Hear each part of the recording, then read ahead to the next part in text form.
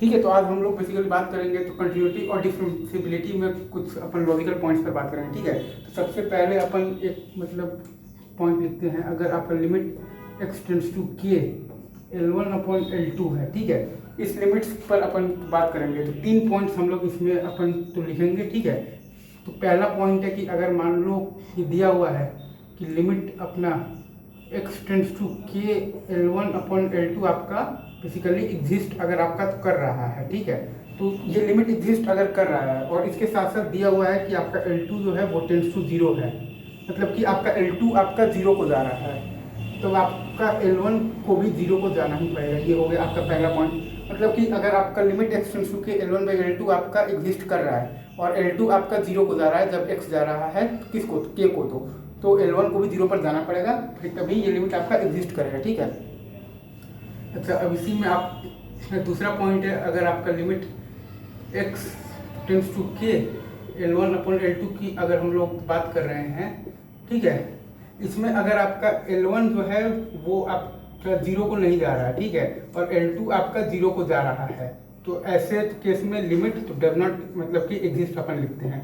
ठीक है, इस केस में अपना लिमिट एग्जिस्ट तो नहीं करेगा। ठीक है, ये एक केस हो गया। और फिर इसके बाद एक और आपका आता है केस जिसमें कि अपन बोलेंगे, थर्ड केस इसको अपन कहेंगे।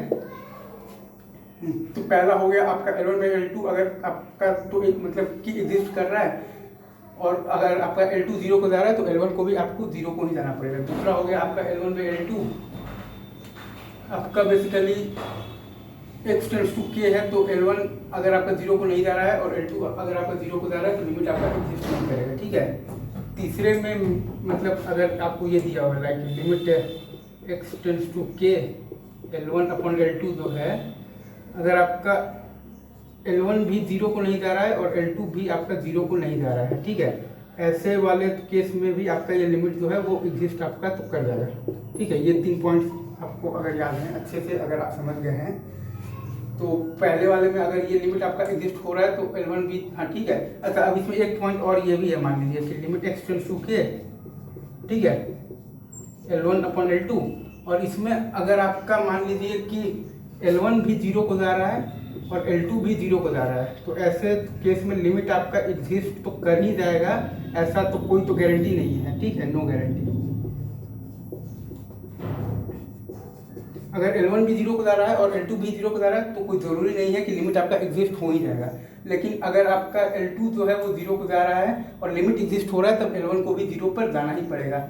अगर आपका L1/L2 है, L1 0 को नहीं जा रहा है और L2 0 को जा रहा है, तो लिमिट एग्जिस्ट नहीं होगा इनफिनिटी। और अगर आपका दोनों ही 0 को नहीं जा रहा है तो ही आपका लिमिट मतलब कि एग्जिस्ट हो जाएगा। ऑब्वियसली 2 नंबर आएगा, फिर जिसको जा रहा है वो L1/L2 जैसा आ जाएगा। ठीक है, तो यही 4 केसेस अगर आई थिंक अपने बनेंगे कि दोनों को 0 हो गया, फिर एक 0 हो गया और फिर दोनों नॉन 0 हो गया। इसी में आप एक चीज़ और लिख लीजिए कि अगर आपका L1 आपका 0 को जाएगा और L2 आपका 0 को नहीं जा रहा है, अगर आपका L1 0 को जा रहा है और L2 0 को नहीं जा रहा है, तो इसका लिमिट आपका 0 हो जाएगा। अगेन इसमें भी कोई नई बात नहीं है।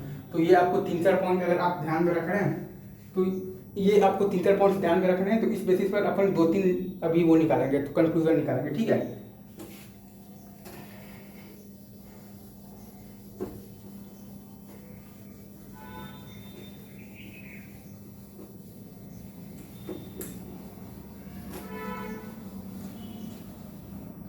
पहला इसमें है अपना if RHT and LHT of a function exist implies that कि तब वो फंक्शन जो है आपका विल बी कंटिन्यूअस 100%। ठीक है, वो आपका जो फंक्शन है वो 100% हो जाएगा, तो कंटिन्यूअस फंक्शन उसको हम लोग आराम से बोलेंगे। ठीक है, अगर उसका RHT और LHT अगर खाली एग्जिस्ट भी हो जाता है तो। अब इसका अपन अगर देखते हैं प्रूफ, तो RHT अपन बेसिकली लिखते हैं limit h tends to 0 plus fa plus h minus fa upon h। ठीक है, LHT अपन लिखते हैं limit h tends to 0 plus fa minus h minus fa और अपॉन माइनस h। ठीक है, अब RHT आपका एग्जिस्ट कर रहा है और एच आपका तो ऑब्वियसली जीरो को जा रहा है, तो ये वाला टर्म भी आपका जीरो को जाना पड़ेगा। मतलब कि F A plus H minus F A zero को जा रहा है, मतलब कि F A plus H F A को जा रहा है, एफ ए है इसी को अप्रोच तो किया जा रहा है, ठीक है। मतलब कि लिमिट का वैल्यू तो यही है, मतलब कि limit H tends to zero plus F of A plus H is equal to F A है, ठीक है। मतलब कि R H L is equal to F A है, ठीक है। वैसे ही आप अगर यहाँ भी देखेंगे तो एल एच डी एग्जिस्ट कर रहा है और ये आपका नीचे वाला टर्म जीरो को जा रहा है, तो ऊपर वाले टर्म को भी आपको जीरो को जाना ही पड़ेगा। तो ऊपर वाला टर्म जीरो को जा रहा है, मतलब कि F A minus H minus F A zero को जा रहा है, मतलब कि F A minus H F A को जा रहा है, तो एफ ए को अप्रोच कर रहा है, मतलब कि लिमिट आपका एफ ए ही है। मतलब कि limit H tends to zero plus F of A minus H is equal to F A, मतलब कि L H L is equal to भी आपका एफ ए है। तो ऐसे वाले केस में आप देखेंगे कि R H L is equal to L H L is equal to F A आपका अपने आप ही आ गया, मतलब कि फंक्शन विल बी कंटिन्यूअस, ठीक है। मतलब आर एच एल और एल एच एल के खाली एग्जिस्ट करने मात्र से ही आपका फंक्शन हो जा रहा है कंटिन्यूअस। भले ये हो नहीं सॉरी, मतलब कि आर एच डी और एल एच डी के खाली, मतलब कि आर एच डी और एल एच डी के खाली एग्जिस्ट करने मात्र से ही आपका फंक्शन हो जा रहा है तो कंटिन्यूअस। फंक्शन कंटिन्यूअस होने का मतलब है कि R H L L H L दोनों आपका फाइनाइट है, दोनों आपका इक्वल है, वही होता है, मतलब होता है बेसिकली तो limit X tends to A F X, और वही उस एक्स पर फंक्शन का वैल्यू भी होता है is equal to F A. R H L is equal to L H L is equal to F A, R H L is equal to F A, L H L मतलब कि is equal to F A, मतलब कि ये आ गया है और function को continuous हो गया है। बस R H D L H D के एग्जिस्ट खाली तो फाइनाइटली एग्जिस्ट कर जाने से ही, अब भले वो आपस में आपका फाइनाइटली एग्जिस्ट कर अनइक्वल हो जाए और शार्प टर्न के कारण फंक्शन आपका आ जाए भले ही, तो नॉन डिफरेंशिएबल आ जाए। मान लीजिए कि आपका आर एच डी आ गया है 3 आ गया है और आपका एल एच डी आ गया है 5 आ गया है, लाइक दिस मान लीजिए, या फिर आर एच डी मान लीजिए आपका आ गया है -3 और आपका एल एच डी आ गया है 5। ये है आपका जो एल एच डी है आपका, ये आ गया है tan theta is equal to 5, और ये जो आपका आर एच डी है वो है आपका तो tan जो ये है वो थीटा इज इक्वल टू आप गया है आप -3, ठीक है। तो भले फंक्शन तो शार्प टर्म है तो डिफरेंशिएबल नहीं है, नॉन डिफरेंशिएबल है, लेकिन चूंकि आपका R H D L H D finitely exist कर रहा है, मतलब कि फंक्शन विल बी कंटिन्यूअस, वो फंक्शन तो कंटिन्यूअस है एटलीस्ट, ठीक है। अब इसका उल्टा अगर अपन बोले कि आर एच डी और एल एच डी आपका अगर एग्जिस्ट नहीं कर रहा है तो क्या 100% श्योर है कि फंक्शन आपका कंटिन्यूअस नहीं ही होगा? तो ये कहना भी यहाँ पर तो रॉन्ग है। अगर आपका आर एच डी और एल एच डी एग्जिस्ट नहीं कर रहा है, मतलब एच जीरो को जा रहा है, तो कोई गारंटी नहीं है कि ये भी जीरो को ही जा रहा हो। जैसे कि मैंने बताया था कि हो सकता है कि एच भी जीरो को जा रहा हो और ये भी जीरो को जा रहा हो, ये भी जीरो को जा रहा हो और ये भी जीरो को जा रहा हो, और ये दोनों केसेस भी सही हो रहे हो और ये भी सही हो रहे हो, लेकिन जीरो पर जाने के बावजूद भी आपका R F D L F D में से कोई भी एक इन्फिनाइट आ जा रहा हो। लाइक आपका जो ये केस है limit X tends to 0 X upon X square, इसमें भी अगर आपका नीचे वाला जीरो को जा रहा है तो ऊपर वाला भी जीरो को जा रहा है, तो ऊपर वाला जीरो को जा रहा है तो ये भी आपका होल्ड कर रहा होगा, यहाँ भी नीचे वाला जीरो को जा रहा है तो ऊपर वाला जीरो को जा रहा है तो ये भी आपका होल्ड कर रहा होगा।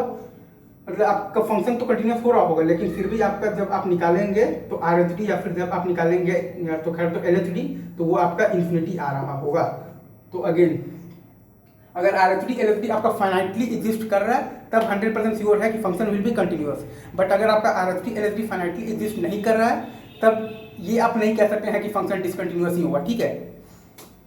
ये चीज़ का आपको समझ होना चाहिए। लाइक आप देख लीजिए the case of the vertical tangent वाले केस में जो आपके साथ होता है, अगेन ये बहुत अच्छा एग्जांपल है कि आपका R H D L H D दोनों ही आपका तो प्लस इन्फिनिटी मतलब थी तो डज नॉट एग्जिस्ट है, बट इसमें अगर मतलब कि नीचे वाला जीरो को जा रहा है तो ऊपर वाला भी जीरो को ही जा रहा है। बट आपका दोनों में डिफरेंस ये है कि नीचे वाले भी जीरो को जा रहा है, ऊपर वाला भी जीरो को जा रहा है, लेकिन आपका जो लिमिट निकालिएगा वो आपका इन्फिनाइट आ जाएगा। मतलब कि लॉपिटल फुल लगाने पर नीचे आपका जीरो का टर्म बच जाएगा और ऊपर नॉन जीरो आ जाएगा। समझ जाइए कि नीचे वाला ज़्यादा फास्टली जीरो को जा रहा है, एज सिंपल एज दैट। तो आज अपन यहाँ पर एंड करते हैं, इसके बाद एक और वीडियो आएगा फंडामेंटल्स पर, फिर अपन लगातार IIT के आए हुए सवाल या फिर अच्छे सवाल जो मुझे मतलब मिलेंगे लॉजिकल सवाल, वो अपन कर रहे होंगे डिफरेंशिएबिलिटी वगैरह के, ठीक है। आज के लिए thank you very much, thanks lot.